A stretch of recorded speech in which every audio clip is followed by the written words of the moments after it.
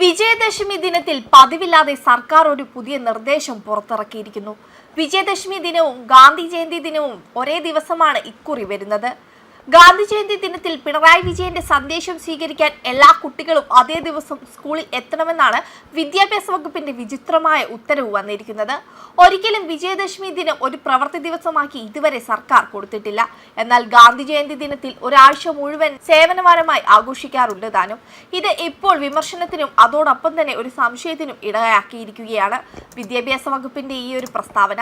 വിജയദശമി എന്ന് പറയുമ്പോൾ എല്ലാ കുട്ടികളും പുസ്തകം പൂജ വെച്ച് പൂജ കഴിഞ്ഞ് പൂജയെടുത്ത് അന്നേ ദിവസം ചെലവഴിക്കലാണ് പതിവ്. അതിന് വിരുദ്ധമായി എല്ലാവരും സ്കൂളിലേക്ക് എത്തണമെന്ന് പറയുമ്പോൾ പല സ്കൂളുകളിലും പ്രവൃത്തി സമയം രാവിലെ ആയിരിക്കും തുടങ്ങുന്നത്. ആ സമയത്ത് തന്നെ ഹിന്ദു വിഭാഗത്തിൽപ്പെട്ട അല്ലെങ്കിൽ വിശ്വാസങ്ങളിലൊക്കെ ജീവിക്കുന്ന പലർക്കും അമ്പലങ്ങളിൽ പോകാനോ പൂജാവിധി പ്രകാരം പുസ്തകം പൂജ വെച്ചെടുത്ത് നിന്ന് എടുക്കാൻ സാധിക്കാത്ത സാഹചര്യം ഉണ്ടാകും. എന്തിനാണ് ഇത്തരത്തിലൊരു ബുദ്ധിമുട്ട് കുട്ടികൾക്ക് സൃഷ്ടിക്കുന്നത് എന്ന ചോദ്യം ഇപ്പോൾ പൊതുസമൂഹത്തിൽ ശക്തമാവുകയാണ്. വീണ്ടും ഹിന്ദുവിന്റെ ആചാരങ്ങളെ തകർക്കാനുള്ള ശ്രമമാണോ ഇത് എന്ന ചോദ്യം വളരെ ശക്തമായി പ്രതിഷേധത്തോടു കൂടി തന്നെ രക്ഷിതാക്കൾ ഉൾപ്പെടെ പൊതുസമൂഹത്തിൽ ഉന്നയിച്ചു കഴിഞ്ഞു. ഗാന്ധി ജയന്തി ദിനാചാരത്തോടനുബന്ധിച്ച് ഒക്ടോബർ 2-ന് പ്രധാന അധ്യാപകർ വരെയുള്ള വിദ്യാഭ്യാസ ഓഫീസർമാർ അവരുടെ അധികാര പരിധിയിലുള്ള സ്കൂളുകളിൽ സന്ദേശങ്ങളുടെ വിതരണം ഉറപ്പാക്കുകയും ഓരോ വിദ്യാർത്ഥിക്കും ലഭിച്ചു എന്ന് ഉറപ്പാക്കുകയും വേണമെന്നാണ് ഇന്നലെ വിദ്യാഭ്യാസ ഡയറക്ടറുടെ സർക്കുലറിൽ നൽകിയിരിക്കുന്ന നിർദ്ദേശം. വിദ്യാഭ്യാസ ഉപ ഡയറക്ടർമാരും റീജിയണൽ ഡെപ്യൂട്ടി ഡയറക്ടർമാരും അസിസ്റ്റന്റ് ഡയറക്ടർമാരും ആവശ്യമായ നടപടികൾ സ്വീകരിക്കണമെന്നും നിർദ്ദേശിച്ചിട്ടുണ്ട്. മുഖ്യമന്ത്രിയുടെ സന്ദേശം സ്കൂളുകളിൽ എത്തിക്കാൻ SSK, ഡയറ്റ്, വിദ്യാകിരണം എന്നിവയുടെ വാഹന സൗകര്യം പ്രയോജനപ്പെടുത്തണം. സന്ദേശം കുട്ടികളിൽ എത്തിക്കുന്ന കാര്യം ഗൗരവമായി കാണണമെന്നും നിർദ്ദേശിച്ചിട്ടുണ്ട്. വിദ്യാഭ്യാസ ഡയറക്ടറുടെ നിർദ്ദേശം നടപ്പാക്കണമെങ്കിൽ വിജയദശമി ദിവസം എല്ലാ വിദ്യാർത്ഥികളെയും സ്കൂളിൽ എത്തിക്കണം. അന്നേ ദിവസം പൂജവെപ്പും ആദ്യാക്ഷരം കുറിക്കലും വിദ്യാപൂജയും ഒക്കെയായി ക്ഷേത്രങ്ങളിൽ ആചാര അനുഷ്ഠാനങ്ങളുണ്ട്. വിദ്യാർത്ഥികൾ സ്കൂളുകൾ എത്തണമെന്ന് നിർദ്ദേശിച്ചാൽ വിദ്യാർത്ഥികൾക്ക് വിജയദശമി ആഘോഷത്തിലും ആചാര അനുഷ്ഠാനങ്ങളിലും പങ്കെടുക്കാനാകില്ല.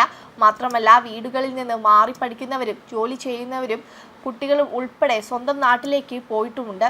ക്ഷേത്രങ്ങൾ കേന്ദ്രീകരിച്ചുള്ള തീർത്ഥാടന യാത്രകൾക്കും വിനോദയാത്രകൾക്കും കുടുംബസമേതം പോയവരുമുണ്ട്. ഇവരെല്ലാം പ്രതിസന്ധിയിലാകും. അതേസമയം വിജയത്തിൻ്റെയും ധർമ്മ സംരക്ഷണത്തിൻ്റെയും സന്ദേശമാണ് നവരാത്രി നൽകുന്നത്.